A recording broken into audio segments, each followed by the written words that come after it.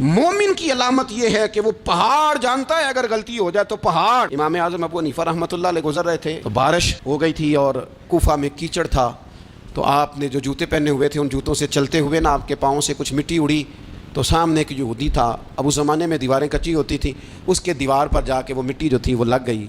اب امام صاحب بڑے پریشان ہوئے کہ میں نے اس کی دیوار کو آلودہ کر دیا۔ یہاں تو لوگ اپنی اینٹیں رکھتے رکھتے کئیوں کی دیواریں توڑ ہی دیتے ہیں، اور پھر وہ اس پر ماننے کو بھی تیار نہیں ہوتے، تسلیم کرنے کو بھی تیار نہیں ہوتے۔ وہ کہتے ہیں پھر کیا ہو گیا، اب ہمارا یہاں گھر ہے تو ہم نے ٹرالی منگوانی نہیں تھی، ہمارا حق بنتا تھا۔ امام صاحب کے پیروں سے ذرا کیچڑ اڑا، یہودی کی دیوار پہ لگا، اس کی کچی دیوار تھی۔ امام صاحب پریشان ہو گئے، سوچنے لگے کہ اگر میں دیوار سے یہ کیچڑ اتارتا نہیں تو یہ بھی زیادتی ہے، میں نے اس کی دیوار کو گدلا کر دیا، اور اگر میں اتارتا ہوں تو کچھ مٹی اس کی دیوار کی بھی اتر جائے گی، کچی دیوار ہے، یہ بھی زیادتی ہے۔ مومن گناہ کو پہاڑ کی طرح سمجھتا ہے کہ کہیں گر نہ جائے، اس کی بھی کہیں سزا نہ مل جائے۔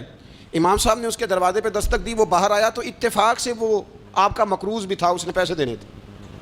باہر نکلتے ہی کہنے لگا اوہ آپ تو قرض لینے آ گئے، میرے پاس تو ابھی گنجائش نہیں ادا کرنے کی۔ تو امام صاحب کہنے لگے تو قرض چھوڑ، وہ میں نے معاف کیا، میرے سے ایک غلطی ہو گئی ہے۔ میں آ رہا تھا، لکڑی کے جوتے اس زمانے میں کھڑاؤں لوگوں نے پہنے ہوتے تھے، کہا وہ میرے پیروں سے ذرا کیچڑ اڑا ہے، تیری دیوار پہ لگ گیا ہے۔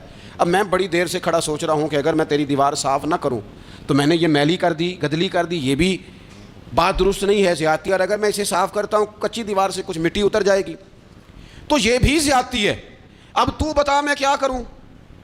تو بے موسمہ پھل دیکھ کے بندہ حیران ہو جاتا ہے، جو باتیں روٹین میں نہ ہو رہی ہوں وہ ذرا انوکھی لگتی ہے، بندہ حیران ہو گیا، غور سے امام صاحب کا چہرہ دیکھنے لگا۔ پھر تھوڑی دیر سوچنے کے بعد کہنے لگا حضور پہلے میں نے دین اسلام کے بارے میں پڑھا اور سنا تھا، آج میں نے دین دیکھا ہے۔